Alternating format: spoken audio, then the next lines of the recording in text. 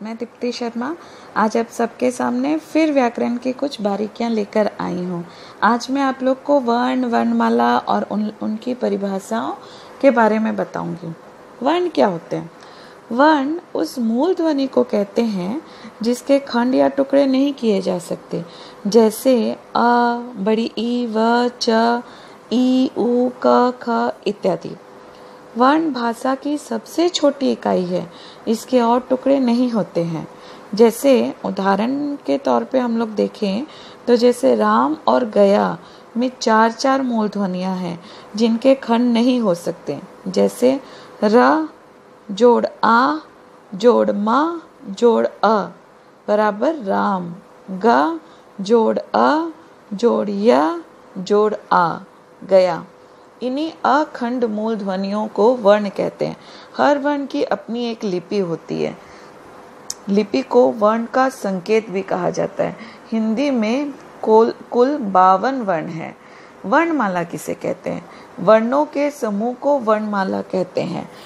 इसे हम लोग ऐसे भी कह सकते हैं, किसी भाषा के समस्त वर्णों के समूह को, झुंड को वर्णमाला कहते हैं।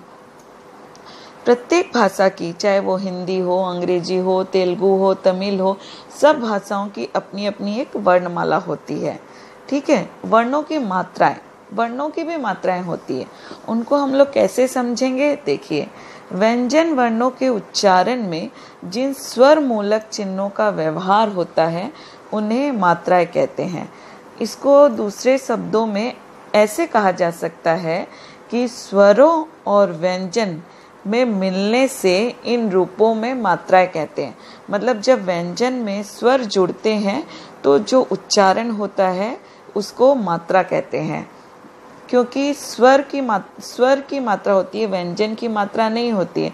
जैसे आ, ए, ऐ, ओ, उ, ई इत्यादि, ये सब मात्राएं हैं। ये मात्राएं व्यंजनों में लगती है, जैसे कि का, की, कु इत्यादि।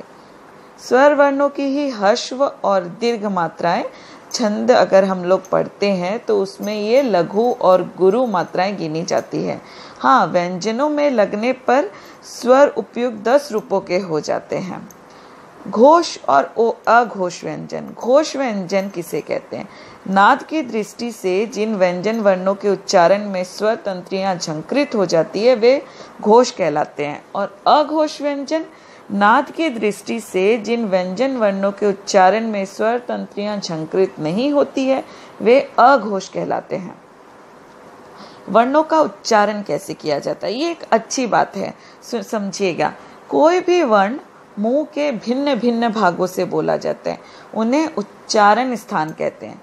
मुख के 6 भाग होते हैं: कंठ, तालु, मूर्धा, दांत, ओठ और नाक। हिंदी के सभी वर्ण इन्हीं सब भागों से उच्चारित होते हैं। चूंकि उच्चारण स्थान अलग अलग है, इसलिए वर्णों को अलग अलग श्रेणियों में बांटा जाता है।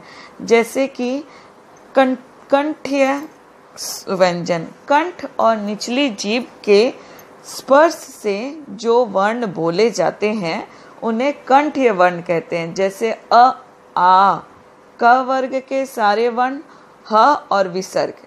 तालव्य, तालु और जीभ के स्पर्श से बोले जाने वाले वर्ण, जैसे कि ई, च वर्ग के सारे वर्ण, य और श।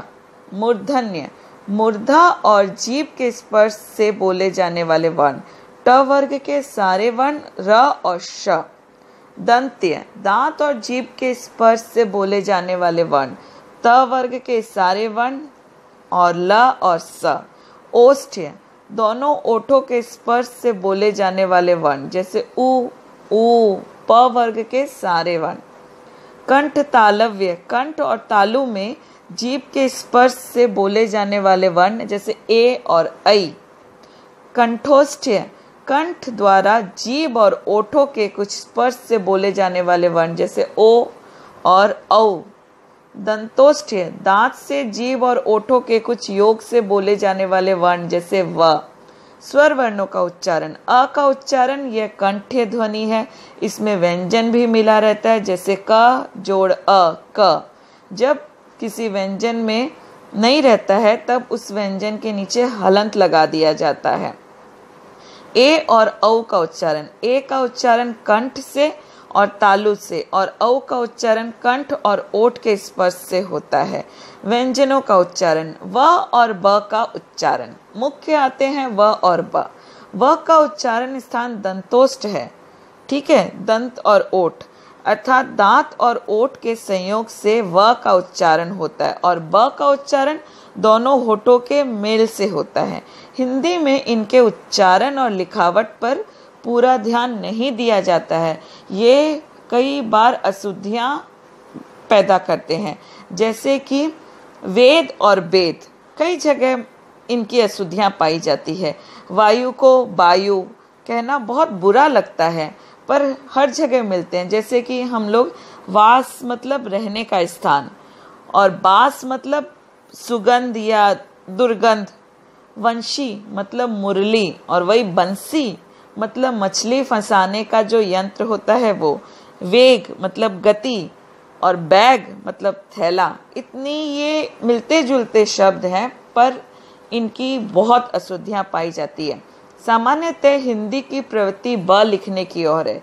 यही कारण है कि हिंदी शब्द कोशों में एक ही शब्द के दो रूप पाए जाते हैं। बंगला में तो एक ही ब, व नहीं रहता है, ब रहता है, पर हिंदी में यह स्थिति नहीं है। हिंदी में तो व और ब अलग अलग हैं और दोनों से अलग अलग शब्द बनते हैं। जैसे व से वहन होता है तो ब से बहन होता है। इसलिए व और ब के अंतर को और उनके उच्चारण को समझना बहुत ज़रूरी है। श, श, श ये तीनों स है, पर इनका उच्चारण सांस की उष्मा से होती है। ये संघर्षी व्यंजन है। ठीक है, समझ में आया आप सबको? चलिए मैं अगली बार आप लोगों को फिर व्याकरण की